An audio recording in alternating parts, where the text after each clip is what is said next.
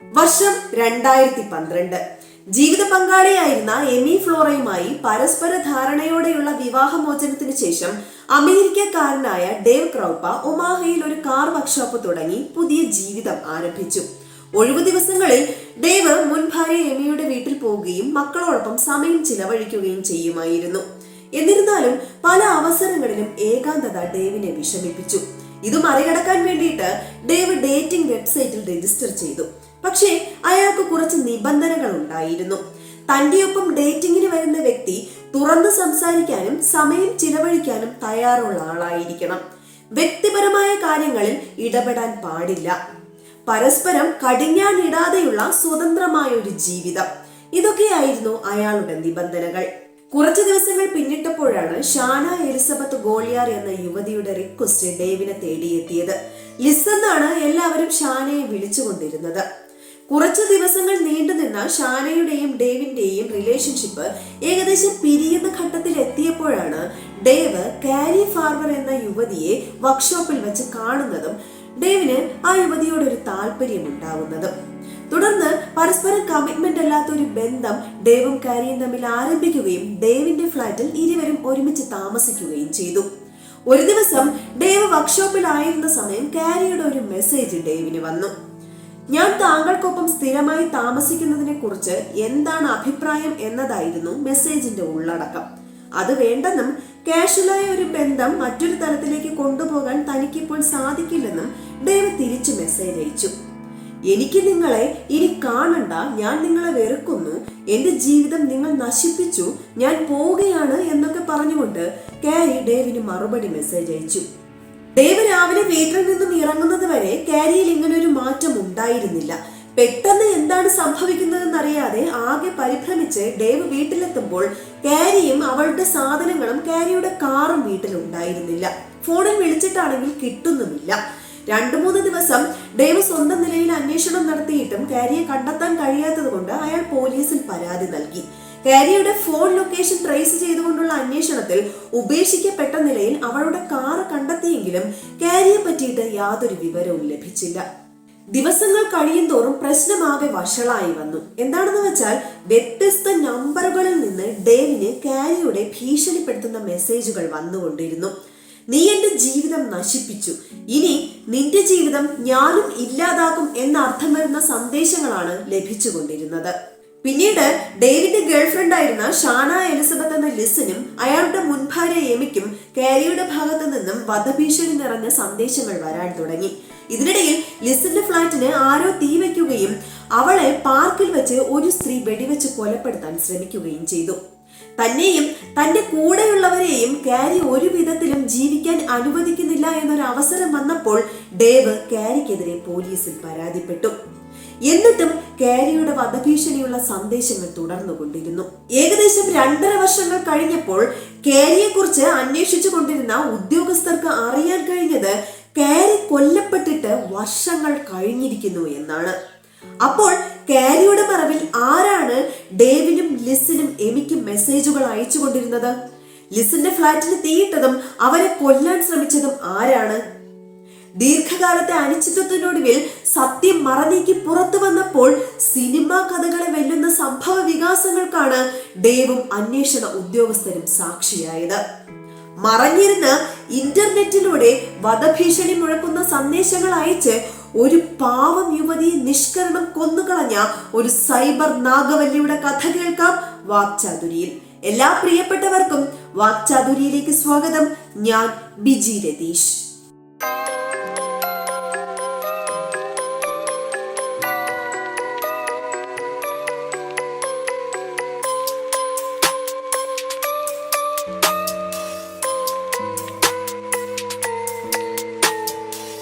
Dave ലിസുമായി ബന്ധം ആരംഭിക്കുമ്പോൾ തന്നെ ഗൗരവകരമായ ഒരു റിലേഷൻഷിപ്പിന് തനിക്ക് താല്പര്യമില്ലെന്ന് അയാൾ പറഞ്ഞിരുന്നു.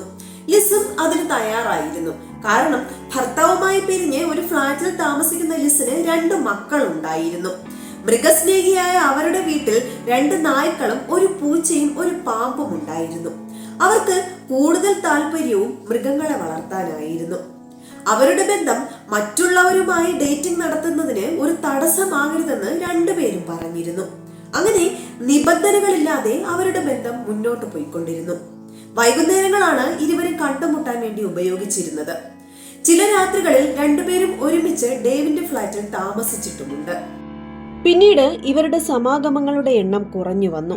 അങ്ങനെ ഇരിക്കെയാണ് തന്റെ കാറ് കേടായിട്ട് കാരി ഡേവിന്റെ വർക്ക്ഷോപ്പിൽ നന്നാക്കാൻ വരുന്നതും കാരിയുടെ സംസാരവും പെരുമാറ്റവുമെല്ലാം ഡേവിന് ഇഷ്ടപ്പെടുന്നതും. കാറ് നന്നാക്കി പണം നൽകി കാരി തിരിച്ചു പോകുമ്പോൾ പിന്നീട് ഒരിക്കലും അവളെ കാണില്ല എന്നാണ് ഡേവ് കരുതിയിരുന്നത്. എന്നാൽ കുറച്ചു നാളുകൾക്ക് ശേഷം ഡേറ്റിംഗ് വെബ്സൈറ്റിൽ ഡേവ് കാരിയുടെ പ്രൊഫൈൽ കാണുകയും റിക്വസ്റ്റ് അയക്കുകയും അവളുമായി സംസാരിക്കാൻ തുടങ്ങുകയും ചെയ്തു. രണ്ടുപേരും അവരുടെ ഭൂതകാലങ്ങൾ ഒരു മടിയും കൂടാതാണ് പരസ്പരം സംസാരിച്ചത്. കാരിയും ഭർത്താവുമായി പിരിഞ്ഞ് സ്വന്തം ഫ്ലാറ്റിൽ അമ്മയും ഏക മകനുമായി താമസിക്കുകയായിരുന്നു. ലിസിനോട് ഡേവ് പറഞ്ഞ അതേ നിബന്ധനകൾ തന്നെയാണ് കാരിയോടും പറഞ്ഞത്. കാരിക്കും എതിരഭിപ്രായമൊന്നും ഉണ്ടായിരുന്നില്ല. ഒരു ദിവസം കാരി ഡേവിനെയും കൂട്ടിയിട്ട് തന്റെ ഫ്ലാറ്റിലേക്ക് പോവുകയും അമ്മയ്ക്കും മകനും ഡേവിനെ പരിചയപ്പെടുത്തി കൊടുക്കുകയും താനും ഡേവും തമ്മിൽ ഡേറ്റിലാണെന്നും അതിനപ്പുറം ഒരു ബന്ധവുമില്ലെന്ന് പറയുകയും ചെയ്തു. ഡേവിന്റെ ഫ്ലാറ്റിന് അടുത്തു തന്നെയാണ് കാരിയുടെ ഓഫീസ്. 2012 നവംബർ 12 രാവിലെ വൈകുന്നേരം കാണാമെന്ന് ഡേവിനോട് പറഞ്ഞ് കാരി ഓഫീസിലേക്ക് ഇറങ്ങി. കുറച്ചു കഴിഞ്ഞ് ഡേവ് വർക്ക്ഷോപ്പിലേക്കും പോയി. അന്നേ ദിവസമാണ് കാരി ഡേവിന് മെസ്സേജ് അയക്കുന്നതും അവളെ കാണാതാകുന്നതും. ഡേവ് കാരിയുടെ വീട്ടിലെത്തിയപ്പോൾ അമ്മ നാൻസി പറഞ്ഞത് ജോലിയുടെ ഭാഗമായി കാൻസാസിലേക്ക് താമസം മാറുകയാണെന്നും 15 വയസ്സുള്ള മകനെ കാര്യങ്ങൾ പറഞ്ഞ് മനസ്സിലാക്കണമെന്നും പറഞ്ഞുകൊണ്ട് കാരി തനിക്കൊരു മെസ്സേജ് അയച്ചു എന്നാണ്. കാരി എന്തുകൊണ്ടാണ് ഇങ്ങനെ പെരുമാറുന്നതെന്ന് അവർ രണ്ടുപേർക്കും മനസ്സിലായില്ല. കാരി ലോകത്ത് എവിടെയാണെങ്കിലും പിതാവിന്റെ ഓർമ്മ ദിവസം അവൾ വീട്ടിലെത്തുന്നതാണ്.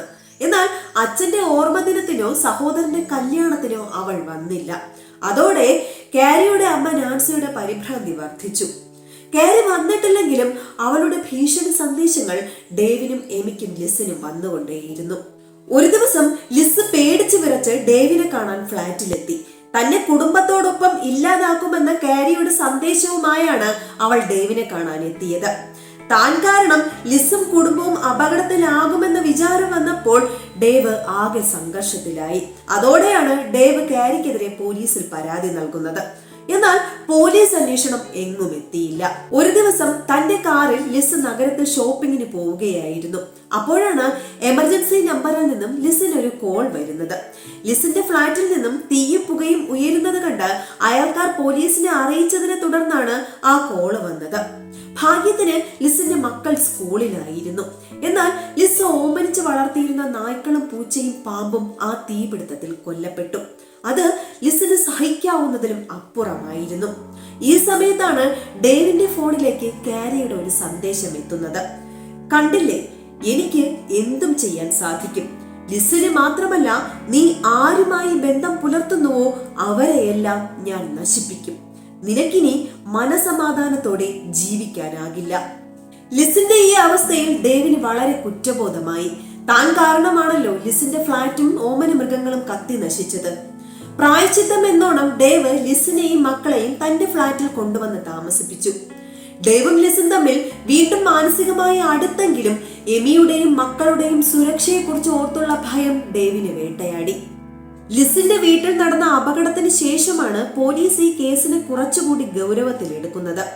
Detective Ryan Alvis, Jim Dotty എന്നിവർക്കായിരുന്നു അന്വേഷണ ചുമതല. അവർ കാരിയുടെ ഭൂതകാലം ചികഞ്ഞു പോയപ്പോൾ സംശയിക്കത്തക്ക രീതിയിൽ ഒന്നും കണ്ടെത്താൻ കഴിഞ്ഞില്ല. കാരിക്ക് മാനസികമായ യാതൊരു പ്രശ്നങ്ങളും ഉണ്ടായിരുന്നില്ല എന്നാണ് അമ്മ നാൻസിയും മകനും പറഞ്ഞത്. ഡേവിനോട് ഇത്രയും അഭിനിവേശമുള്ള കാരി എന്തിന് വർഷങ്ങളോളം മറഞ്ഞിരിക്കണം? കാര്യമായ ഒരു പ്രകോപനവും ഇല്ലാതെയാണ് കാരി ഡേവിന്റെ വീട്ടിൽ നിന്നും ഇറങ്ങിപ്പോയത്. ഈ കാര്യങ്ങളെല്ലാം പോലീസിനെ കുഴക്കി. സ്വന്തം കാറിലാണ് കാരി ഫ്ലാറ്റിൽ നിന്നും പുറപ്പെട്ടത്. പിന്നീട് അവർ അപ്രത്യക്ഷമാവുകയും കാർ ഉപേക്ഷിക്കപ്പെട്ട നിലയിൽ കണ്ടെത്തുകയുമായിരുന്നു. 2.5 വർഷങ്ങൾക്ക് ശേഷം അന്വേഷണ ഉദ്യോഗസ്ഥർ കാരിയുടെ കാറ് ഒന്നുകൂടി സൂക്ഷ്മ പരിശോധന നടത്താൻ തീരുമാനിച്ചു. സത്യത്തിൽ അപ്പോൾ മാത്രമാണ് അവർ ആ കാറിന് സൂക്ഷ്മ പരിശോധന നടത്തിയത് എന്ന് വേണം പറയാൻ. ആ പരിശോധന വലിയൊരു വഴിത്തിരിവായിരുന്നു.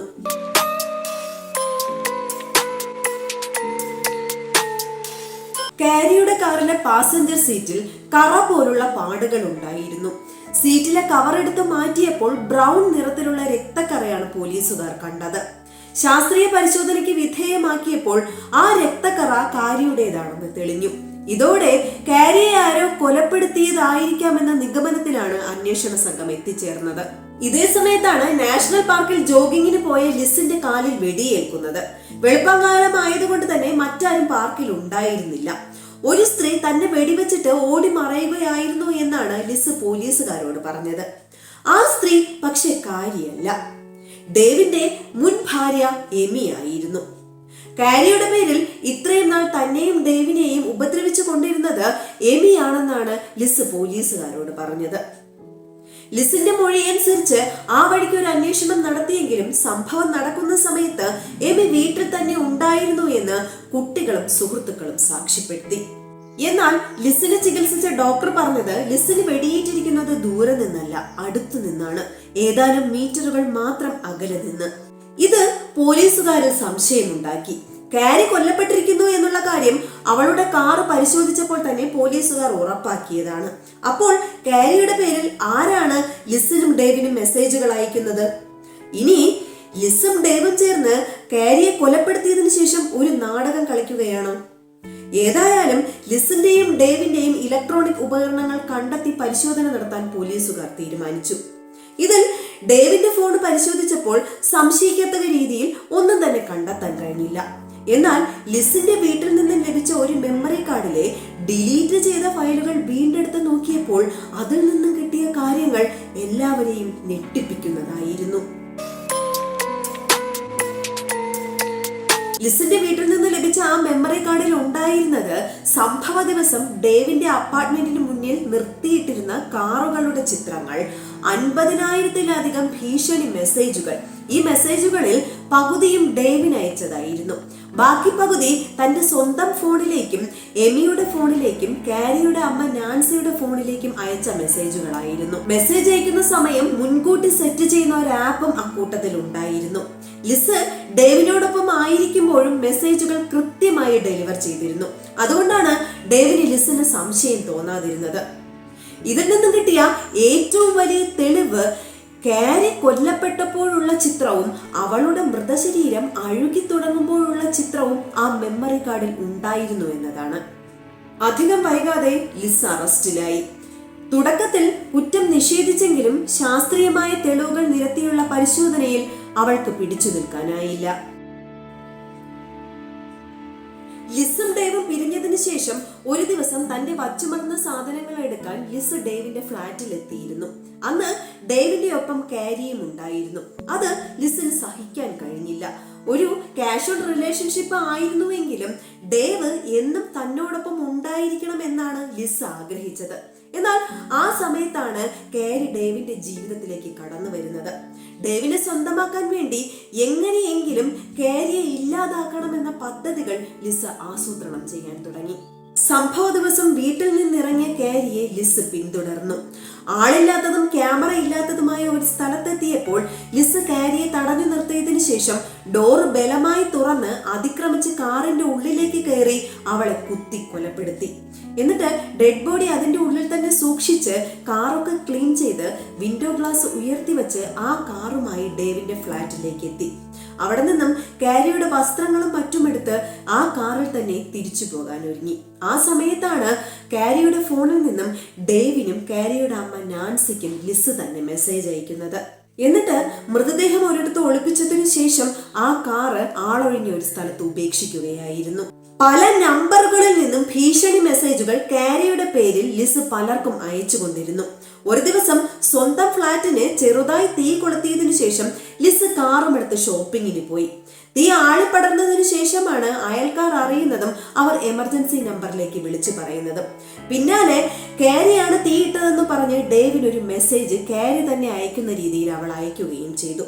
അതോടെ ഡേവും ലിസും തമ്മിൽ അടുക്കുക എന്ന ലക്ഷ്യമാണ് ലിസ് കണ്ടത്. ഈ സംഭവം നടന്ന് കുറച്ചു ദിവസങ്ങൾക്കു ശേഷമാണ് കാരി കൊല്ലപ്പെട്ടിരിക്കുന്നു എന്നുള്ള വിവരം പോലീസുകാർ കണ്ടെത്തുന്നതും ഡേവ് അതിനെപ്പറ്റി അറിയുന്നതും.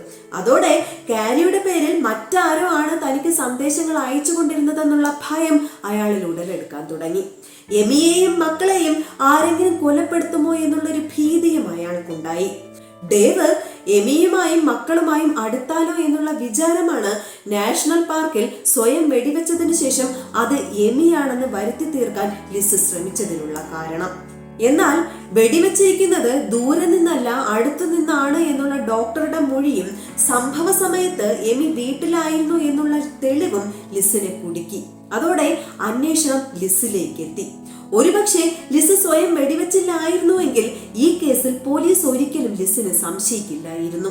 ലിസിന്റെ മെമ്മറി കാർഡിൽ ഉണ്ടായിരുന്ന ഡിജിറ്റൽ തെളിവുകളും കാരിയുടെ കാറിൽ നിന്ന് ലഭിച്ച മുടിയിൽ നിന്നും കണ്ടെടുത്ത ലിസിന്റെ DNA-യും നിർണായക തെളിവുകളായി. 2017 കേസിന്റെ വിചാരണ തുടങ്ങിയത്.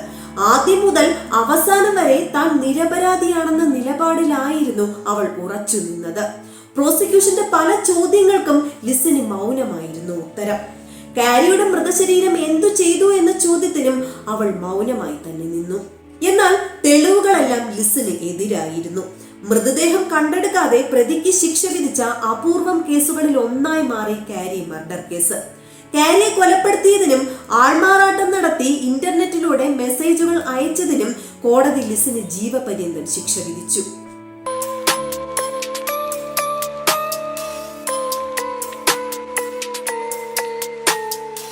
ലിസിന് ഡേവിനോടുള്ള അഭിനിവേശം ഭ്രാന്തമായതായിരുന്നു. എങ്ങനെയെങ്കിലും ഡേവിനെ സ്വന്തമാക്കാൻ വേണ്ടിയിട്ടാണ് കാരിയെ കൊലപ്പെടുത്തിയതിനു ശേഷം അവൾ സൈബർ ലോകത്തെ ആശ്രയിച്ചത്. സൈബർ നാഗവല്ലി എന്ന് വിളിപ്പേരിട്ട ലിസിനെയും കാരി മർഡർ കേസിനെയും പറ്റിയിട്ടുള്ള ഈ അവതരണം ഇഷ്ടമായാൽ എന്റെ പ്രിയപ്പെട്ടവർ ഒന്ന് ഷെയർ ചെയ്തേക്കണേ. അടുത്ത കഥയുമായി വരുന്നത് വരെ നന്ദി.